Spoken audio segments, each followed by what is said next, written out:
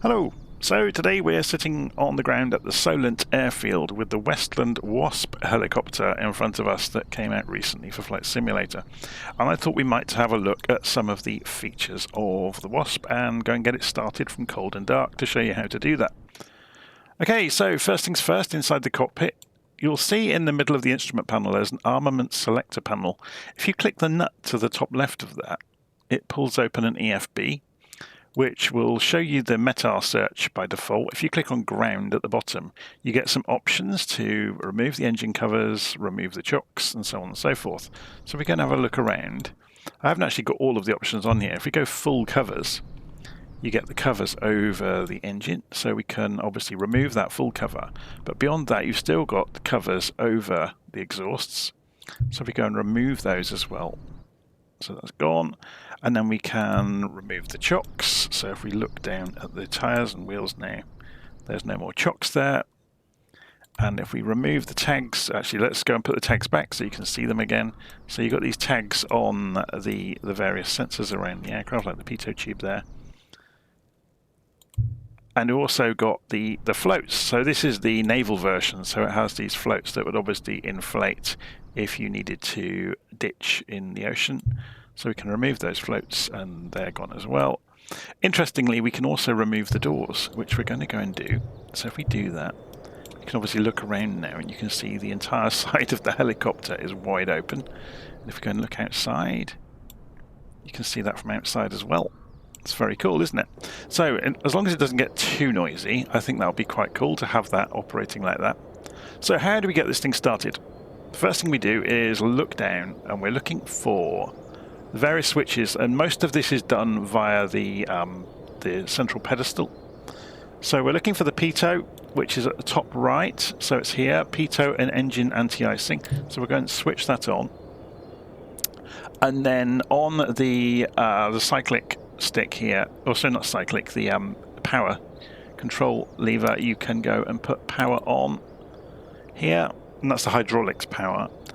So then we're going to go and advance the fuel shutoff valve forwards, and then we're going to go look for the low pressure fuel, which is here. That comes on as well. And then I'm following notes here that I've written down, by the way, I've scribbled them down. So then we're going to go and make sure that all the breakers are in, and you can see some of them aren't. So we're going to go and just check around the breakers. They all look like they're in now. And we're going to also look at the bus bar split here. It's quite difficult to see, so it is on split, that's good, and we cage it in that position. And then we go and calibrate the altimeter. So if we go look up here, press B, it was already calibrated, so that was good. What else have we got to do? I'm just checking through the list. I'm being a bit paranoid about this, really. So central pedestal on the front panel, we're going to go and set the source of electricity to ground. Okay, so you can see some lights come on immediately. You get a master caution light. We can cancel that. And this gives you a couple of indications here that the batteries are on and the fuel is open. And you should, once you've got the breakers out, if you show any of the breakers are on, the caution light will come on, and you'll have to cancel it again, just in case you miss the breakers. Okay, so from here on, it's actually quite straightforward. We've got a lever down the left side of the pilot's seat. That's the rotor brake. So we push that down, that releases the rotor brake, meaning the rotors can now spin. So then on the... just clicked it by accident there, look. So let's go and make sure this is out of the way. We can go and put the starter on, and if we go and look up here, you'll see the rotors are going to start spinning.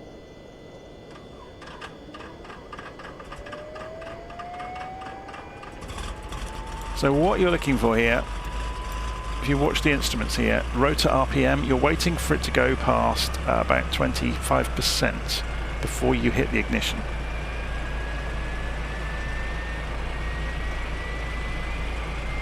Okay, so it's just coming past 25%, so then we can ignition to normal.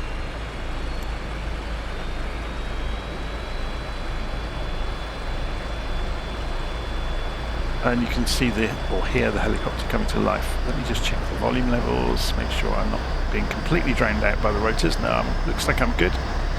I think it's good to hear it as well.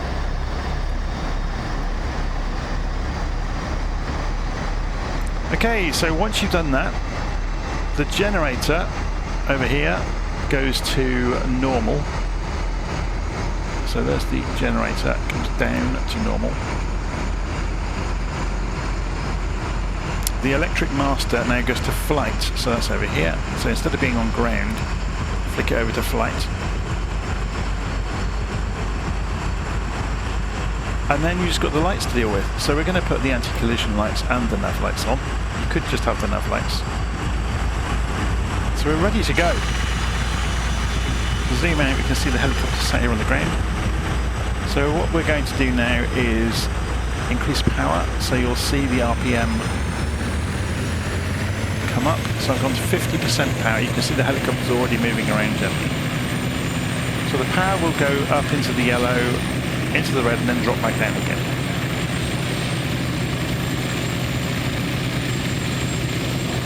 So at that point, I'm going to switch on head tracking. And we're going to go for 75% power now. You can see again the power is going to shoot up, and then it should drop down as the cyclic digs in. So we just increase collective slowly.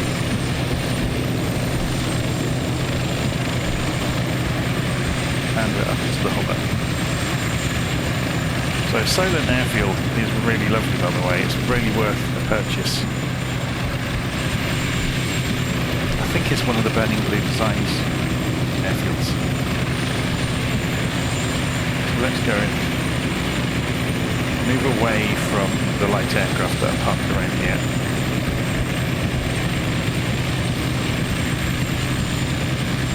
So not only is the airfield modelled, but some of the housing estates nearby are modelled as well, and it makes a huge difference.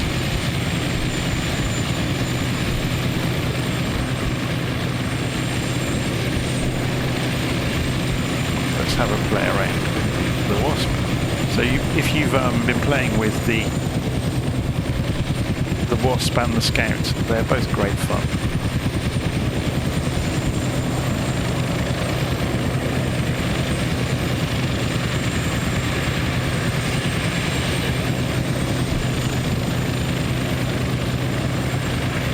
Very, very manoeuvrable.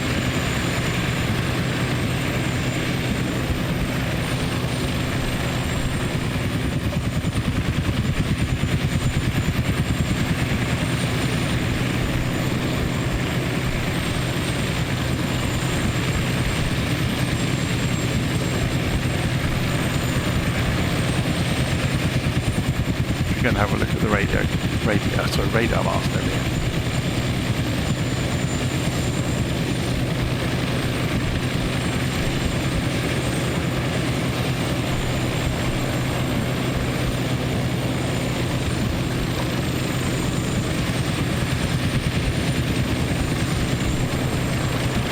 Obviously with the doors open, we get to look really closely at things.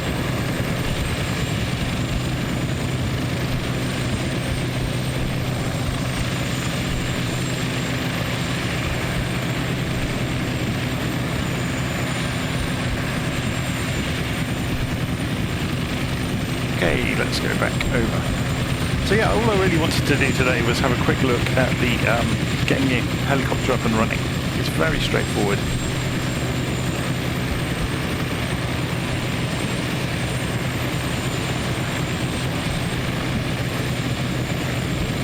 Should we go and I'm just picking a place to go land. I guess we could go and land next to the much more modern helicopter down here at the hangar. Bring it in alongside the other one.